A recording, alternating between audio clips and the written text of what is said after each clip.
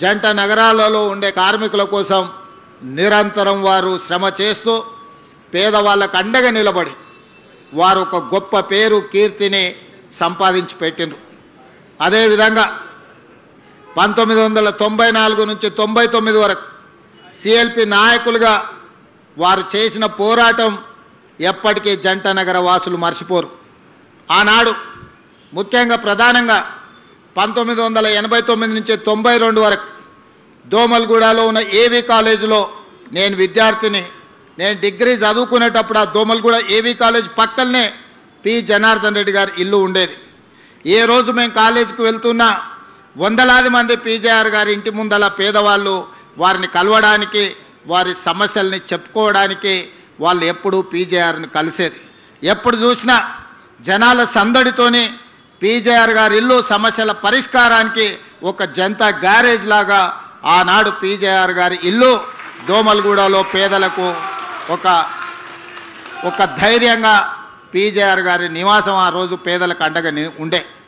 ఆనాడు విద్యార్థిగా పి జనార్దన్ రెడ్డి గారు మంత్రిగా ఉన్నప్పుడు పి జనార్దన్ రెడ్డి జంట నగరాల సమస్యల కోసం పోరాడుతున్నప్పుడు వారిని చూడడం జరిగింది.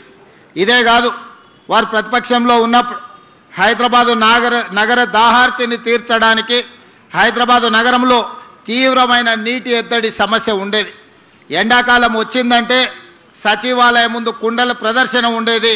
వేలాది మంది మహిళలు అక్కడ పీజేఆర్ గారి నాయకత్వంలో ధర్నాలు చేసేది.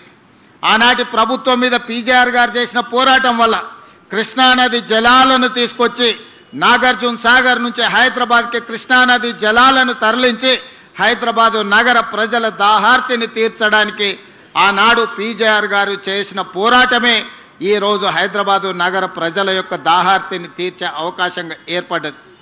ఆనాడు వారి పోరాటమే భవిష్యత్తులో గోదావరి జలాలు, మంజిరా జలాలు, సింగూరు జలాలు, కృష్ణానది జలాలను తీసుకొచ్చి దాదాపుగా 1,20,00,000 మంది జనాభా ఉన్న ఈ నగరానికి ఈరోజు తాగునీటి సమస్యను తీర్చడం జరిగింది.